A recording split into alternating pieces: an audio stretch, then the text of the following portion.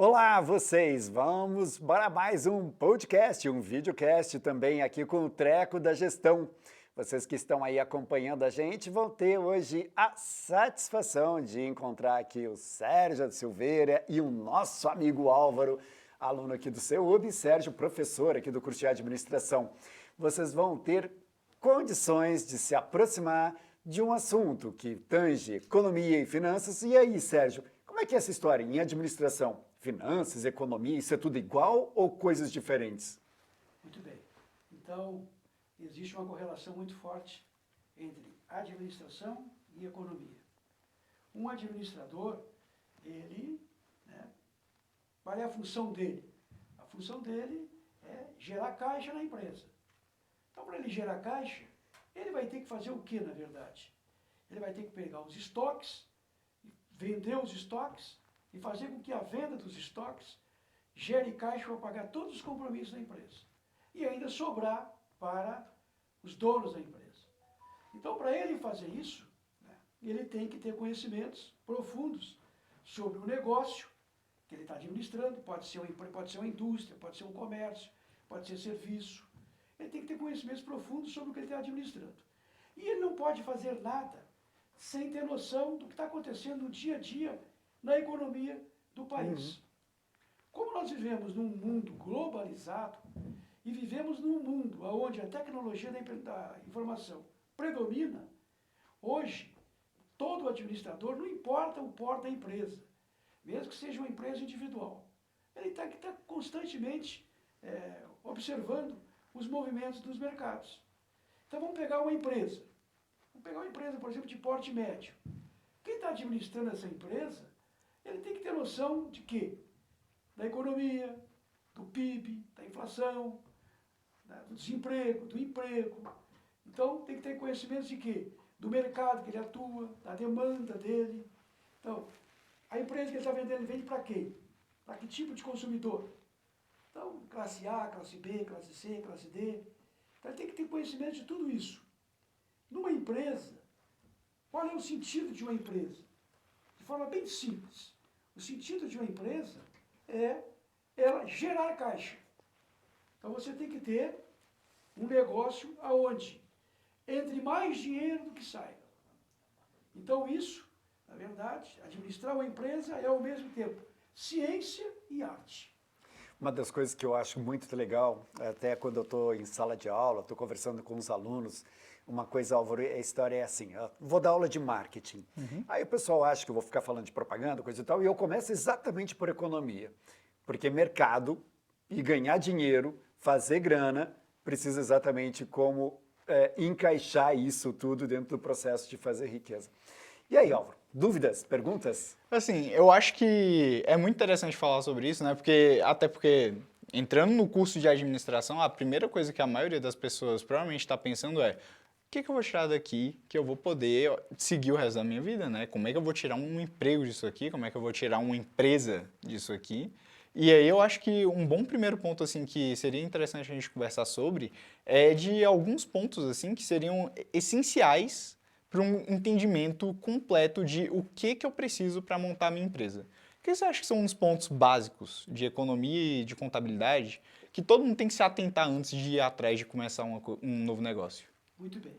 Então existe uma correlação muito forte entre a ciência da administração e a ciência contábil. Então a correlação é fortíssima. Por exemplo, vamos imaginar uma empresa pequena, vai começar agora. Primeira coisa que você tem que ter é um contador. Então já começa por aí. Então você não tem como abrir uma empresa, se ela for uma empresa formal, sem ter um contador.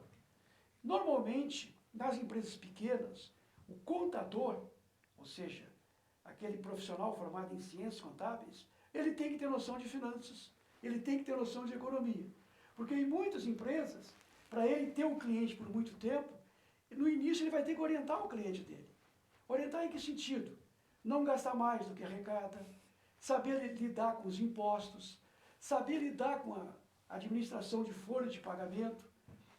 Uma folha de pagamento, você vai ter funcionários, você vai ter uma série de encargos.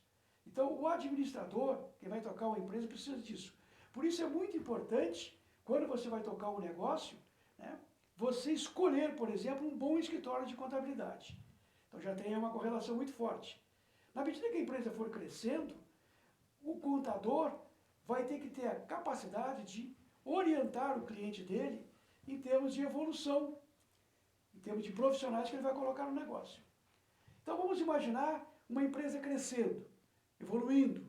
Então vai ter funcionários, né, vai ter fornecedores, vai ter que se relacionar com instituições financeiras.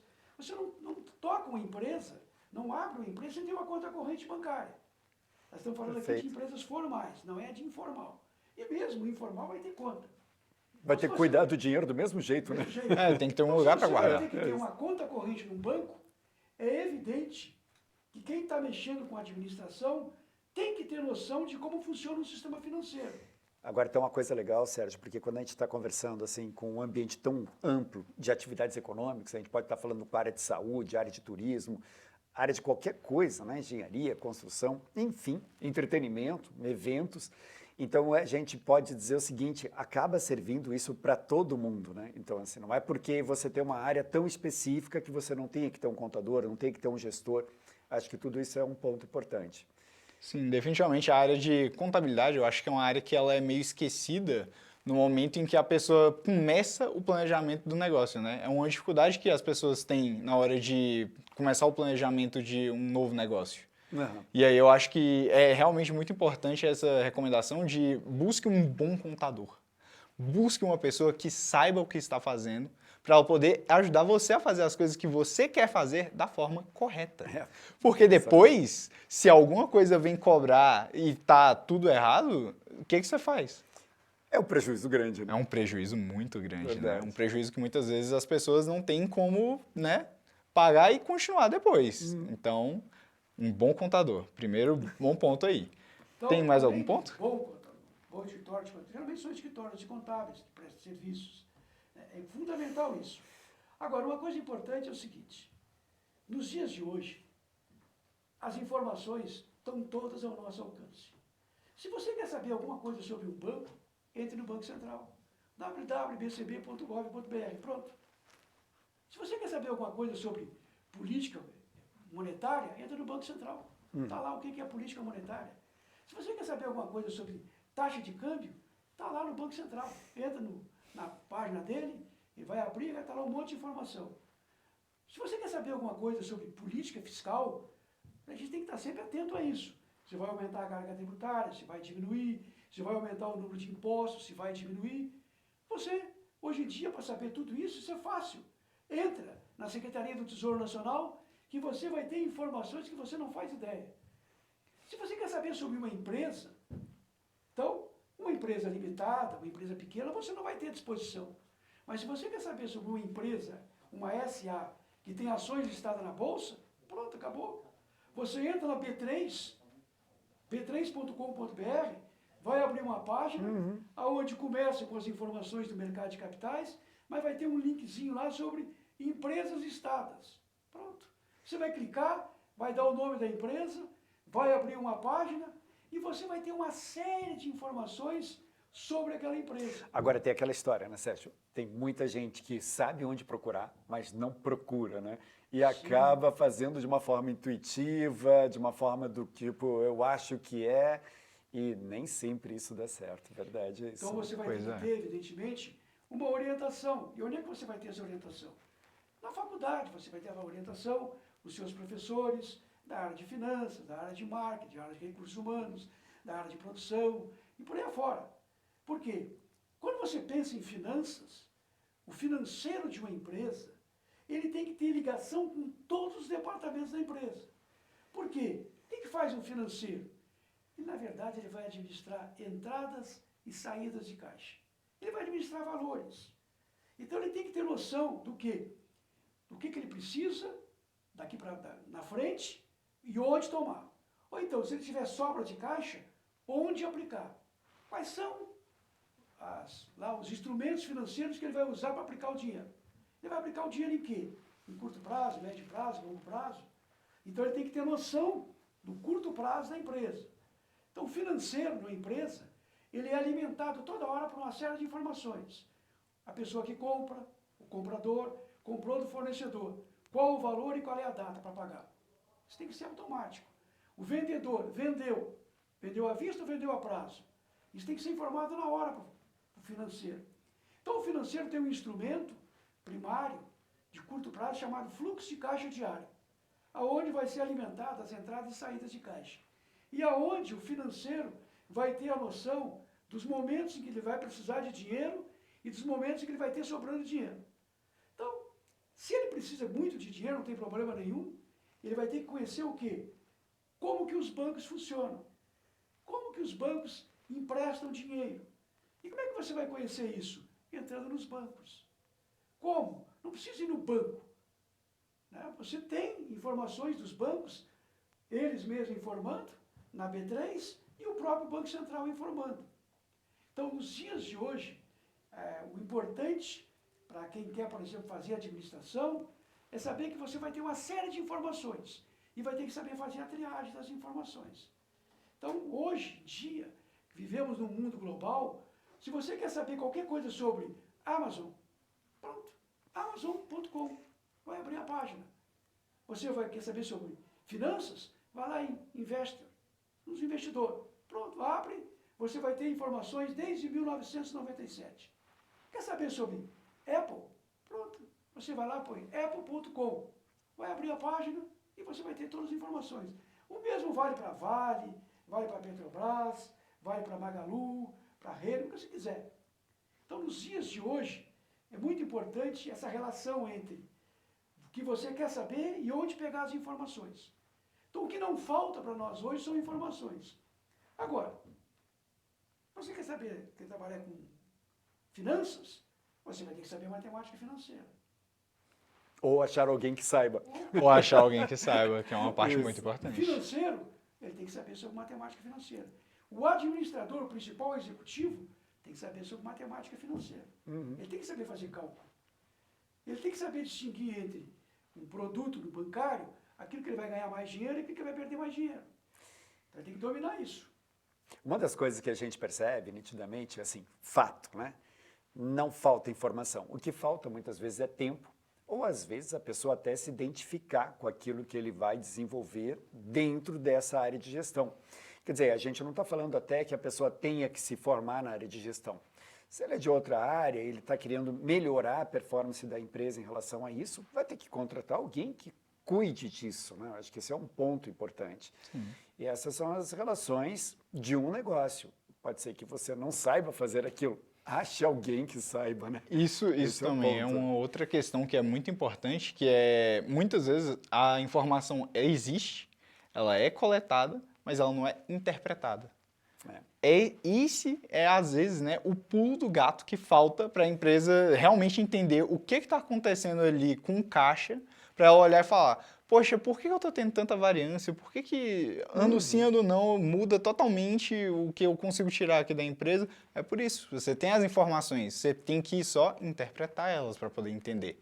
Quando você vai olhar a fundo, pode ser uma questão de sazonalidade, pode ser uma questão ali de disponibilidade de produto, né, de fornecedores.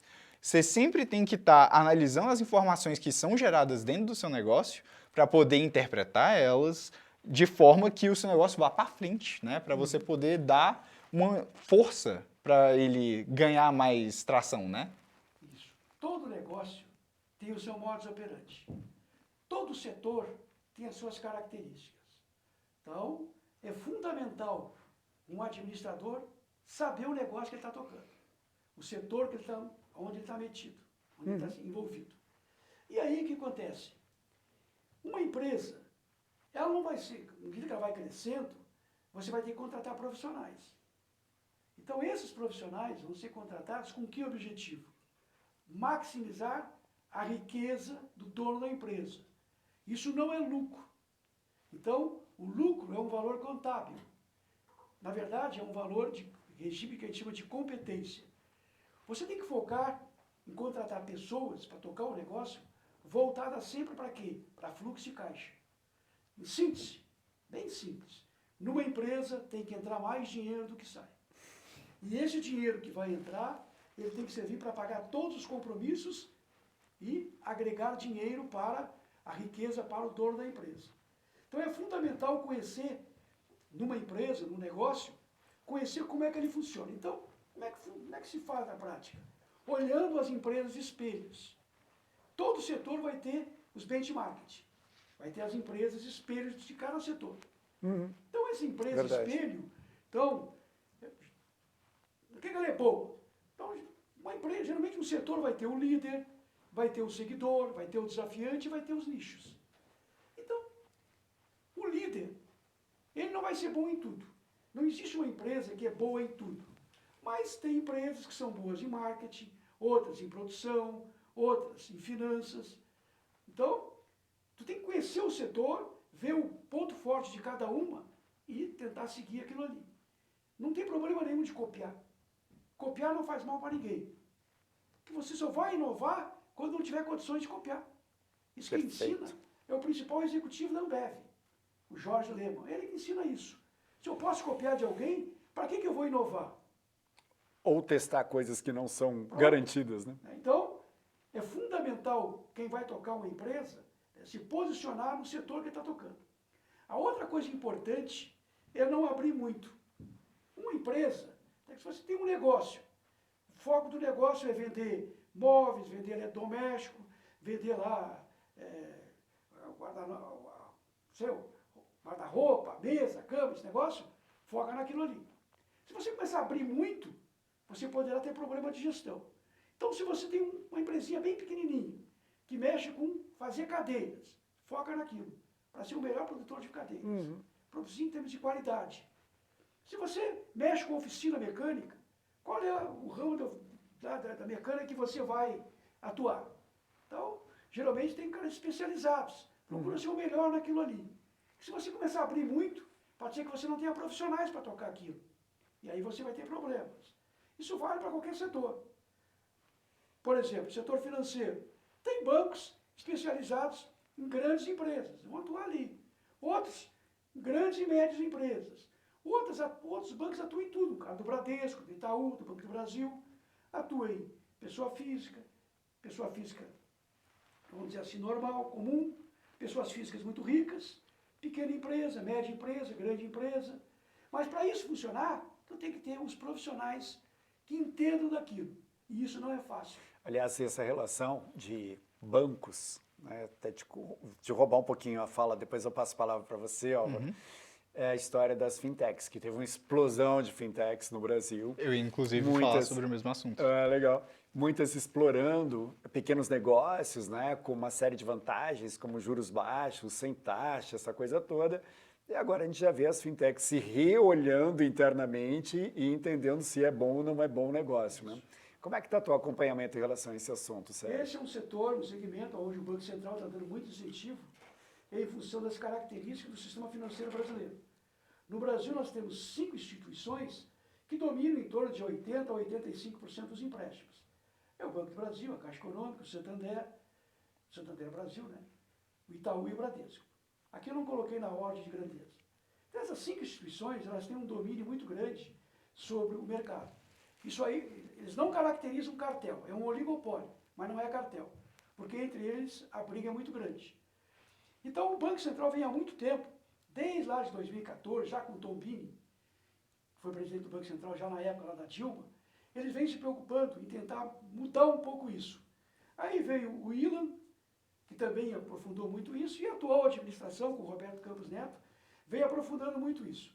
Então o Banco Central tem essa preocupação de tentar, vamos dizer assim, reduzir esse oligopólio no Brasil, esse oligopólio no nosso sistema financeiro. Poucos bancos dominarem. Mas isto exige muito do Banco Central em termos de controles.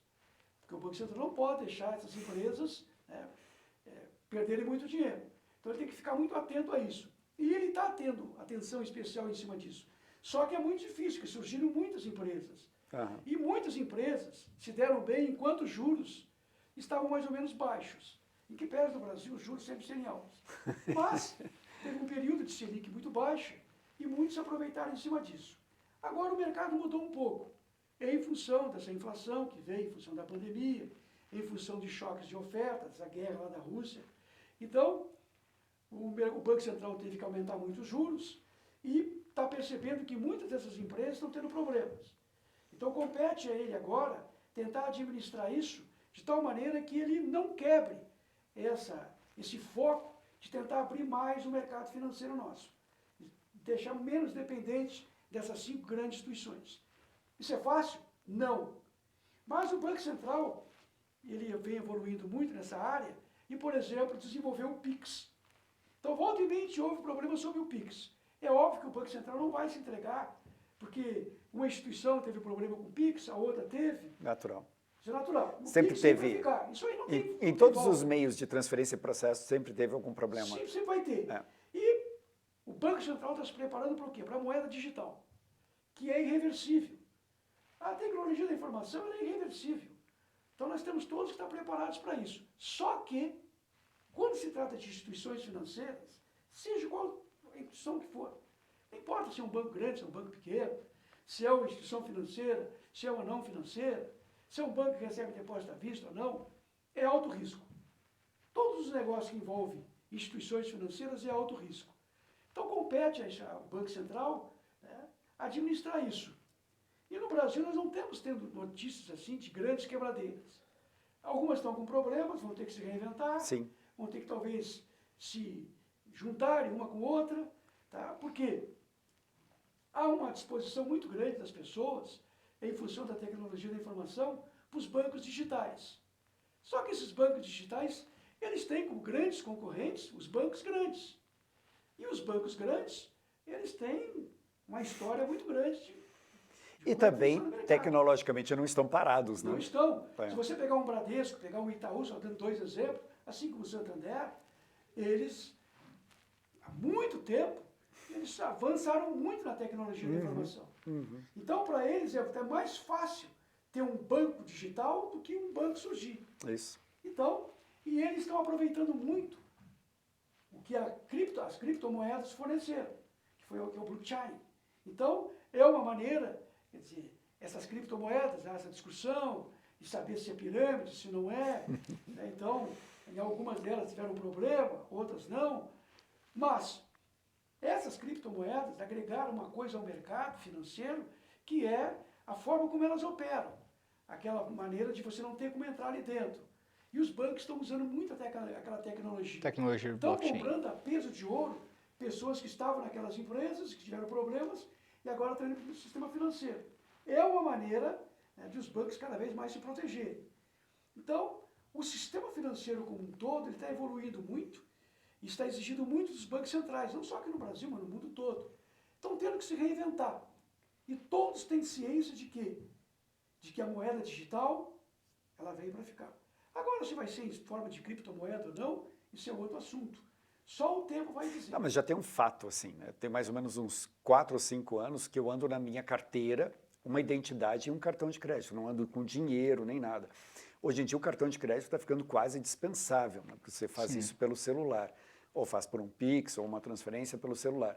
E isso é um fato. Quer dizer, apesar de não ser o blockchain, não ser uma criptomoeda, já é um valor digital. Você não tem que carregar um papel para fazer uma transação financeira. Isso vai dar uma economia de custo para um país absurda. Absurda, né? Não, sem contar também a questão de monitoramento, né? Fica, né? Não, Uma questão muito mais rápida. De motorista e segurança de carro forte, né? Daqui a pouco você não Sim. tem mais É carro uma forte. tendência, né, com o tempo, de você tem certas atividades que vão ser eliminadas na economia. Aham. A gente sabe disso, é uma questão de evolução. Né? Para trás tinha carruagem, não existe mais. Né? Então, uma evolução lá, né, do faroeste, Tinha que carregar ouro, né? tinha que carregar ouro, aquele negócio carregar todo. ouro. Então, a evolução do ser humano ela é óbvia. E a parte da tecnologia mais ainda. Então, por exemplo, um curso de administração, nos dias de hoje, não se dá a finanças sem estar o tempo todo dentro das empresas, dentro do Banco Central, aqui, lá fora. Não tem como fazer isso. Não tem como você ensinar a economia sem estar no Banco Mundial, sem entrar no Banco Mundial, sem entrar no FMI, sem estar o tempo todo no Banco Central, na Secretaria do Tesouro Nacional. Tudo Por quê? conectado, né? Hoje em dia, é tudo desse jeito. Não tem mais volta. E o mais interessante é o seguinte, é muita informação, você tem que ter a capacidade de selecionar as informações, né, e não achar que o computador vai fazer tudo. Ele vai te dar os dados, então tem que saber analisar. Esse é o Para ponto, você né? saber analisar É o ponto. e interpretar, você vai ter que estudar muito. Sérgio, eu acho que a gente está indo aqui para o nosso final. Gente, eu acho que a gente tem uma oportunidade riquíssima e depois de vocês escolherem quais os assuntos que a gente deve aprofundar aqui, para a gente não ficar com o nosso Muitos tempo muito assuntos. largo, extenso, né? E todo mundo consumir isso muito mais rápido. Como é que a gente pode explorar mais um pouquinho o conhecimento do Sérgio Álvaro? O que você gostaria de perguntar aqui para ele? Eu acho e que tirar uma dúvida? uma última pergunta, assim, para a gente fechar aqui o nosso encontro, seria, já aproveitando o assunto que passamos também aqui um pouquinho para trás, né, de taxa de juros, o que você acha que as taxas de juros se modificaram e estão se modificando agora, e como você acha que isso vai influenciar na abertura de novos negócios a partir de agora? Bom, Cenário, né? Esse Então- cenário atual, meio conturbado. vamos supor um aluno de segundo grau que queira fazer um curso de administração. Em primeiro lugar, o curso de administração é fundamental em qualquer país. Qual é o agente econômico mais importante em qualquer país? É a empresa. Pode ser pública, pode ser privada, não interessa. Pode ser uma Petrobras, pode ser uma Vale, pode ser uma Magazine Luiza, pode ser uma Renner, não importa. Certo? Pode ser uma Jardim Machado, não interessa, pode ser o Boteco da Esquina. Então, é fundamental quem vai fazer o curso de administração ter noção disso. E ter noção de uma coisa importante. O Brasil é um dos países mais difíceis do mundo de administrar empresa. Por quê? Porque o Brasil tem uma carga tributária muito alta, ele é um país ainda tido como, vamos dizer assim, emergente, para não dizer subdesenvolvido, ok? Ficou mais chique, né? Fica mais chique, todo e tal. Mas ele é um país que tem problemas graves, fiscal. É um país que conseguiu vencer a inflação. É um país que conseguiu vencer problemas externos. Ele tem uma reserva maior do que a dívida em moeda estrangeira. Não é a dívida equivalente em dólar. A dívida em moeda estrangeira. Que vai pagar em moeda estrangeira, o que ele tem de dívida é menor que a reserva que ele tem. Muito bem. Então, mas é um país que tem um problema gravíssimo, que é a taxa de juros. A taxa de juros nossa está entre as mais caras do mundo. Então, quando você vai tocar um negócio, vai tocar uma empresa, você tem que ter noção básica disso. Se você pagar juros muito altos, você não vai ter como repassar para os teus consumidores. Então, você vai ter que absorver aquilo. Então, você vai transferir patrimônio para quem está te emprestando. Então, é fundamental para quem vai tocar uma empresa ter noção disso. No Brasil, você tem dois tipos de juros. Aquele inteira e a meia. Inteira é o do segmento de taxas livres, que a gente chama. É aquele dinheiro que o banco capta e o banco cobra. E vende, repassa. Repassa. E o segmento de crédito direcionado, que é o segmento onde você tem ainda dinheiro subsidiado. Dinheiro do BNDES, dinheiro para produtor rural. O produtor rural tem dois tipos de dinheiro, o subsidiado e o não subsidiado. Então, a taxa de juros no Brasil, ela sempre foi alta, continua sendo alta. Ela deu uma baixada boa, uma reduzida boa, lá no governo Temer, tá? A partir de 2018, principalmente 2018, 2017, com o Ilan, chegou a 6%. No atual governo chegou a 2%, em função da pandemia. E agora a taxa básica, com base na Selic, está em 13,75%. É um juro muito alto. Então a gente tem que torcer para que o Banco Central consiga trazer a inflação para aquilo que ele quer. Ele tem um compromisso, uma obrigação, que é trabalhar no centro da meta, e voltar a fazer o que foi feito lá com o Ilan e com o atual presidente do Banco Central. Trazer a taxa de juros para uma taxa de juros real baixa, em torno de 2%, 3%, o governo pagando. Porque se o governo paga juro baixo, ele é o principal tomador, vai sobrar para as empresas condições de tomar dinheiro mais barato. Então, no Brasil, um dos grandes problemas das empresas é a taxa de juros. Então, o administrador financeiro tem que ter noção disso. O administrador de empresa, que ele vai estar num lugar onde ele vai ter uma quantidade grande de impostos, os impostos não são baixos, ele vai ter que ter um excelente contador, escritório de contabilidade, escritório contábil, para administrar toda essa encrenca e ter noção de como funciona o sistema financeiro. Isso é fácil? É, porque você entra diariamente no Banco Central e ele te fornece todas as taxas de juros e te fornece os bancos como eles estão cobrando. É impressionante. Antigamente não tinha isso. Hoje tem. Então, tem que ter noção disso. O Brasil é um país de juro alto. Até na questão de modalidade de juro, né? Porque você tem juros desde o ponto de vista de alguma coisa como um crédito consignado, até um cheque especial, um cartão de crédito, que são absurdamente diferentes. Uma coisa absurda. Então, não é uma questão só de dizer juros do ponto de vista Selic, é um juros estratificado em vários segmentos. Como um todo. Então, as pessoas têm que ter noção disso.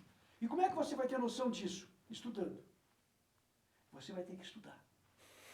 E muito, porque muito é pouco. Então, pelo Muito jeito, é pouco. não tem As saída grandes fácil. empresas, uma Ambev da vida, vamos falar de uma Ambev da vida, ela não vai selecionar pessoas que não estudam. Se selecionar, não fica muito tempo. Uma empresa como a Ambev, por exemplo, trabalha em grupo. A administração é feita em grupos. Então, grupos de funcionários, tem as suas metas. Vamos supor que tenha lá um grupo de 10 funcionários. 9 ultrapassam as metas e 1 não. Ninguém ganha bônus. Então, trabalhei em equipe. E empresas que de sucesso, elas vão ser sucesso se as pessoas que estiverem lá dentro, os funcionários que estiverem lá dentro, as pessoas que estiverem lá dentro, os stakeholders internos, forem competentes. Para isso, você vai ter que estudar muito. Não importa se o curso é administração, se é uma medicina, se é economia, se é contábeis, vai ter que estudar muito. Isso é bem colocado, porque na verdade qual curso que você fizer, você vai estar no mercado de trabalho, você vai ter que dar conta dos teus próprios resultados. Ou você acha pessoas para te apoiar, né? Mas o teu sentido, o que o Sérgio falou aqui no início, qual é a tua competência? O que você faz bem? Se isso for bem feito, você vai ter que ter outras áreas auxiliares para te apoiar nesse crescimento. Né? Acho que esse é o ponto fundamental. Uma coisa importante, além de estudar muito, você vai ter que ter sorte na vida.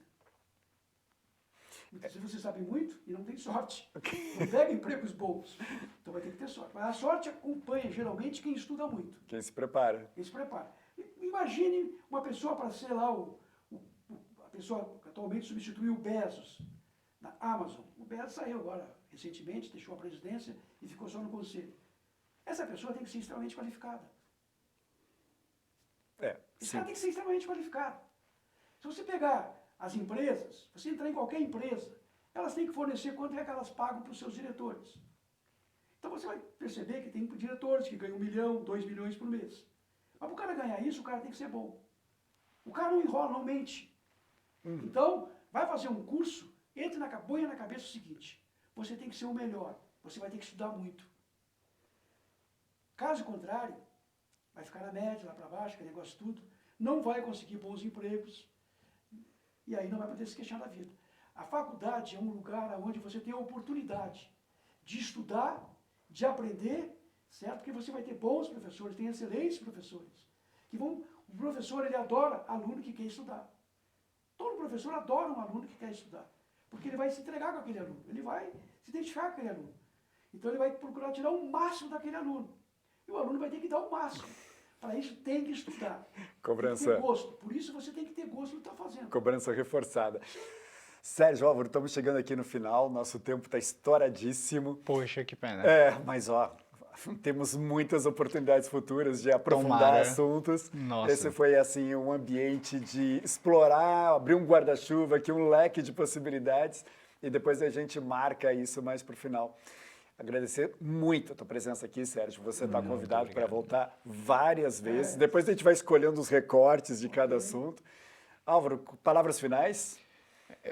Pelo que vimos aqui hoje, né, temos aí algumas pequenas dicas para você, novo empreendedor que está começando o seu negócio. Primeiro, bom contador, não esquecer, né, sempre um bom contador.